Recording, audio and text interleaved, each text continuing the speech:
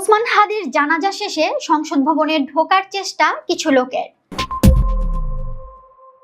জুলাই অভ্যুত্থানের সংগঠক ও ইনকিলাব মঞ্চের আহ্বায়ক শহীদ শরীফ ওসমান বিন হাদির জানাজা শেষে সেখানে উপস্থিত একদল লোক সংসদ ভবনে প্রবেশের চেষ্টা করে। তবে সেখানে অবস্থানরত সেনা সদস্যরা তাদের বাধা দেন এবং সংসদের ভেতরে প্রবেশের গেটগুলোর সামনে অবস্থান নেন।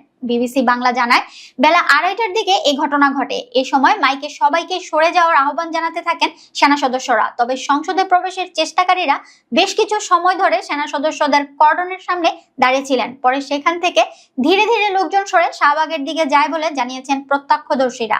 এদিন শহীদ ওসমান হাদির জানাজা সম্পন্ন হয় জাতীয় সংসদ ভবনের দক্ষিণ প্লাজায়। জানাজায় লাখো মানুষ অংশ নেন। এর আগে শনিবার হৃদরোগ ইনস্টিটিউট থেকে ওসমান হাদির মরদেহ নিয়ে আসা হয়। জানাজার নামাজে অংশ নেন প্রধান উপদেষ্টা ডক্টর মোহাম্মদ ইউনূস। এই সময় বিএনপি, জামায়াতে ইসলাম ও এনসিপি সহ বিভিন্ন রাজনৈতিক দলের শীর্ষ নেতারা অংশ নেন।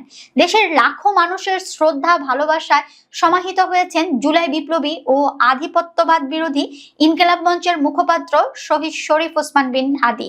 শনিবার বিকাল 3:15টার দিকে ঢাকা বিশ্ববিদ্যালয় সংলগ্ন বিদ্রোহী ও জাতীয় কবি কাজী নজরুল ইসলামের সমাধির পাশে তাকে সমাহিত করা হয়।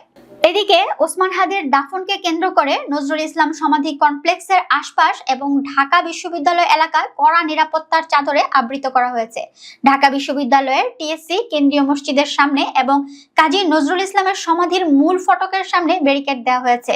নিরাপত্তার অংশ হিসেবে কেন্দ্রীয় মসজিদের ফটকগুলো বন্ধ করে রাখা হয়েছে। এর আগে শনিবার দুপুর 2:30টায় জাতীয় সংসদ ভবনের দক্ষিণ প্লাজায় ওসমান হাদির জানাজা অনুষ্ঠিত হয়। জানাজা পড়ান তার বড় ভাই আবু বকর সিদ্দিকী।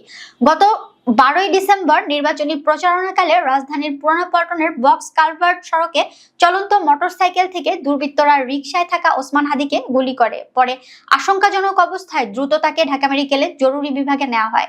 এরপর পরিবারের ইচ্ছায় তাকে রাজধানীর এভার কেয়ার হাসপাতালে স্থানান্তর করা হয়। সবশেষ গত 15ই ডিসেম্বর দুপুরে উন্নত চিকিৎসার জন্য এয়ার অ্যাম্বুলেন্সে করে সিঙ্গাপুরে নেওয়া হয় ওসমান হাদিকে। সেখানে চিকিৎসাধীন অবস্থায় 18ই ডিসেম্বর তিনি মারা যান। পরে শুক্রবারে তার মরদেহ ঢাকায় আনা হয়। জানাজা শেষে তাকে জাতীয় কবি কাজী নজরুল ইসলামের সমাধির পাশে সমাহিত হয়। প্রসঙ্গত, ইনকিলাব মঞ্চের আহ্বায়ক ও ওসমান হাদির হত্যাকাণ্ডের পেছনে বড় ধরনের ষড়যন্ত্র রয়েছে বলে মন্তব্য করেছেন বিএনপির স্থায়ী কমিটির সদস্য সালাউদ্দিন আহমদ। শনিবার দুপুরে গুলশানে দলের চেয়ারপারসনের কার্যালয়ের সামনে গণমাধ্যমকে তিনি একথা বলেন। সালাউদ্দিন বলেন, দেশে নৈরাজ্য সৃষ্টি করে গণতন্ত্র এবং নির্বাচনের পথকে বাধাগ্রস্ত করা যাবে না। নির্বাচন পেছানোর জন্য পতিত শক্তির সঙ্গে দেশি বিদেশি দোসররা জড়িত থাকতে পারে। তিনি বলেন, আগামী 25শে ডিসেম্বর তারেক রহমানের সমাবেশের মাধ্যমে মেসেজ দেওয়া হবে যে কোনো ষড়যন্ত্র আর দানা বাঁধতে পারবে না।